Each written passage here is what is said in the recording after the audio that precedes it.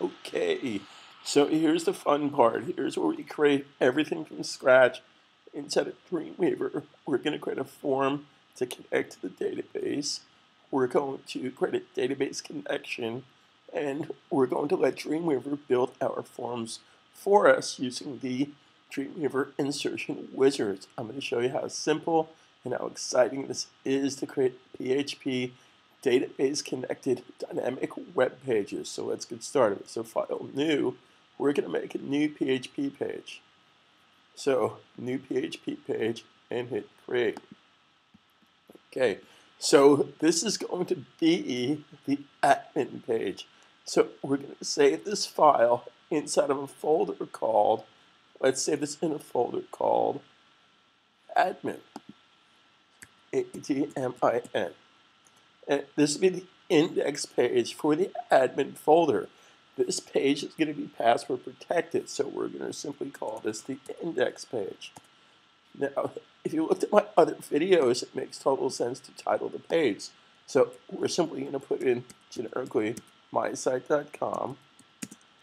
I put in pipe symbol, which is up and down arrow key, the one below the delete key, and let's just call this admin section. Now we're going to do some exciting things here. We're going to password protect this page, and then we're going to greet the person that logged into the site. So whoever logged into the site, we're going to greet that person and basically password protect the page. So how do we do this? First of all, we need to go to Window,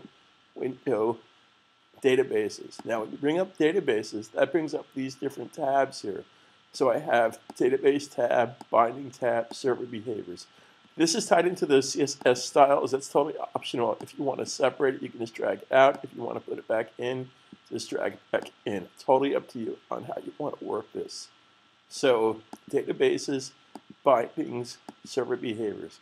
Now, similar to an FTP connection, the FTP connection has already been established and set up. If you need to, you can go to my FTP training video on how to connect your site with FTP server. So I assume that you know how to do that, and I assume it's already set up. So we're going to connect to the database. Now this only needs to be done one time. Once it's done the first time, you don't have to do it again. Now, important to understand, this is database per database, not per table. So you can have a database that can contain many tables. I can have a database that contains a customer service table, a admin table, a products table. So this connection right here is for a new database connection. So I select the database tab and hit the plus symbol. Now, whatever you call this connection name, it's going to make a PHP page with that same name. So if I call this, say, let's generically call this my. Okay, so that's the name of my file. So we're going to connect through localhost. Now, you would have to check with your server company to see how to connect to their MySQL server. But if you use my server, which I'm offering a free service right now for free by buying my training video for $39, you get access to my SQL database for 3 months free with all the web hosting features. So we're going to put in the username. Okay, now for security purposes, I'm not going to give you, obviously, my username and password. You would put your username in here, and you put your password in here. Now, if that information is correct, you'll be able to click here, and that's going to select the database that you have access to use. So again, you would put in the username and the password that you set up in MySQL when you created the database wizard from the first video. So whatever you put in there for your username and password, remember, most servers put the username for the account underscore whatever you call your username. So basically it would be the account username underscore your username and whatever your password happens to be. So once that's correct, you can hit select, and that's going to go and connect to the database. Now again, for security purposes, I'm not going to show you the real password, obviously, for my server. So we're going to move forward from here. So you would set this up under, let's review this again. we go to database connection and hit mysql connection. So whatever you call this connection, it's going to create a PHP page with that same connection. So once you set up your database connection by clicking here to set up your MySQL connection under databases, it's going to basically create that SQL connection to connect to your server. So again, this only has to be done per database, not per table, per database. I just want to be very clear about that. Now what that did, that stored that file inside your root directory inside the connections folder. So inside the connections folder, it created the connections folder for you, and it put that PHP page inside the connections folder. So again, it's this file here. Whatever you called your file here, so if you called your file Mickey, it created a PHP file called Mickey, and it put it inside the connections folder. Now it's going to use that file throughout the entire application to connect to the server, to connect to the MySQL server. So we're building an application totally from scratch to connect to the server. So you only have to do that one time. Once it's set up, you don't have to keep going back to that. It will include that onto the page when you write to the database. Now, important step here. Again, you have 3 separate tabs: database, bindings, server behaviors. We're going to be doing most of our work inside of server behaviors. Again, if this palette is missing, it's under window, databases. Now, in this particular case, I have my databases included with my server behaviors and my CSS styles. That's just a personal preference, but that's totally up to you. Okay? Now, what we need to do here is we want to greet the person who logs into this page. So how can we do this? Well, first of all, very important step here. If you want to see information on the page from the database, it has to come from a record set. So record set. So let's review that. If you want to see the information from the database dynamically on this PHP page, it's coming from a record set, set of records, record set. So how do we do this? Well, we simply go to the plus symbol, and based on these choices, we're going to make a record set. Now, it's going to be much simpler if you go to the simple section to do this, because you're learning this from scratch. Okay, so we're going to say what we're going to call this. This is the admin record set, because we're going to talk the admin table. Now in our database, we only have one table right now. That's the admin table. So protocol dictates it's lowercase rs, and we're just going to call this admin. Okay. Now you have to pick a connection. Now by default, Dreamweaver CS5 and CS5.5 pick the first connection script that it finds. In this particular case, it was this connection script, the one we made about 5 minutes ago using database connections. Now, since there's only one table, that's the only choice that I have for tables. Now, extremely important step here, I want to get you to think the way the software thinks. I want you to think how the database thinks. 90% of doing database is pure, simple logic. You're saying, I'm doing this before I do that, etc., etc., etc. So before you do anything, you have to logically, deductively think about what you want to accomplish. So this particular case, the objective here is to make this page password protected, log on to the page, and then greet that person. So greet Joe, greet Bill, greet whoever we're basically talking to get to this page. Okay, so how can we do this? Well, we need to, based on these choices here, we need to filter something. We need to filter one of these field names. So these are the field names we created inside of our database. So which one of these fields is going to be unique that the user is going to remember? Now, the user is probably not going to remember their user ID, nor do you want to torture them and have them remember the user ID. Users remember their emails. So basically, we're going to filter the email address, okay? Because that's the de facto field that the user is going to remember. So we're going to filter the email address. Email address is going to be a session variable. Now be careful about this. This is not a server variable. We're going to create a session variable. Session variable can be whatever you want the session variable to be.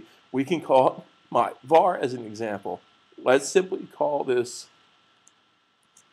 user underscore var underscore let's put 2012. So that will simply be the name of a variable that's going to be stored in a session variable to filter the email. So basically the person's email is going to be a session variable. So from here I can hit the return key or hit OK. Now if we want to test this, remember we have two email addresses here. First email address was one email address was Tom Smith. So that was just simply ts@email.com. Now, I don't know who owns this email address. I totally just made this up. So this is not a real life email address, nor does it matter. It's simply an email address that I put inside the admin section. So if this is correct, you can hit OK. It's going to show you Tom Smith. Okay. Now, this is a little bit of a problem with the program here. If you attest, this field only allows X amount of characters. So if your email is longer than this, you technically can't test it. It's still going to work, but you can't test it. Just want to be clear about that. So I hit OK. Now, important step. Here's how the software thinks. Okay. Record set.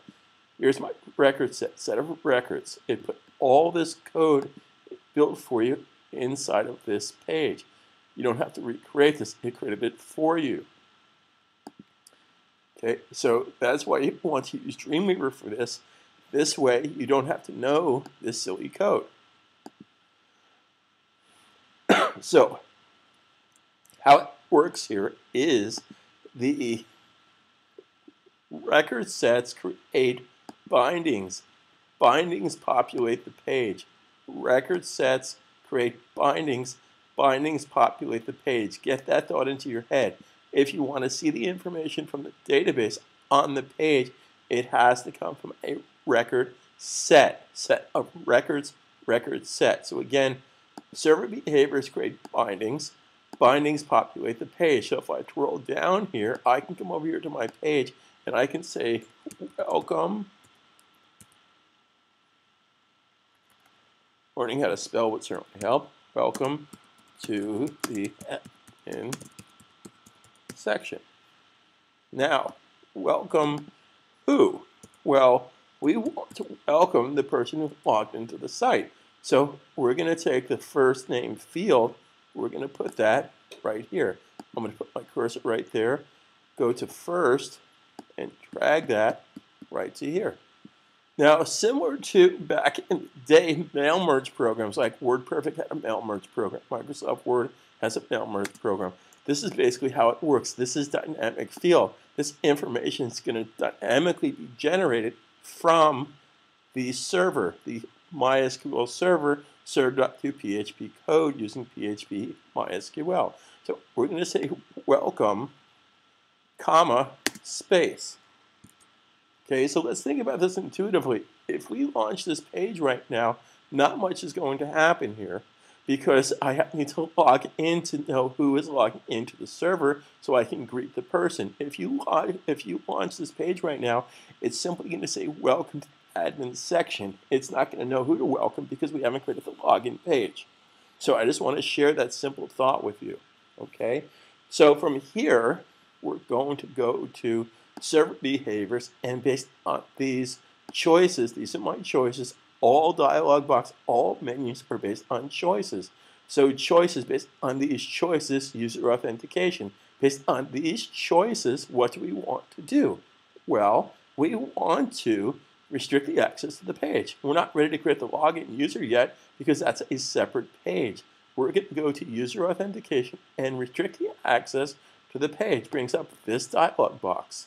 Okay, based on these choices, now we're going to keep this very simple here.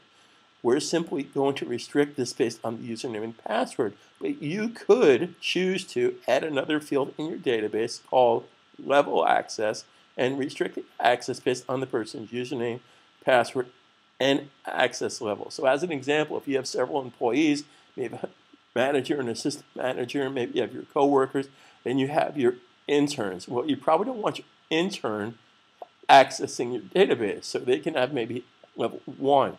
The owner of the site could be level 9. You can set that up in your database. In my full video series that I'm selling for $39, we go through this totally in depth. Okay, so based on these choices here, username and password, we're going to go to a page called login. Now, this page has not been created yet. We're going to create it in just a second. So based on these choices, restrict the access to the page, we're going to hit OK. So let's review this. Okay, we went up here to server behaviors. We clicked the plus symbol. We said user authentication and restrict access to the page. Now, if you want to make changes to that, you would simply double click. Now, of course, we're not going to make a change to this. Now, what we've done here is this created the code for restricting access to the page. So you didn't have to do this. It created the code for you. How cool is that? So make a change, save a change.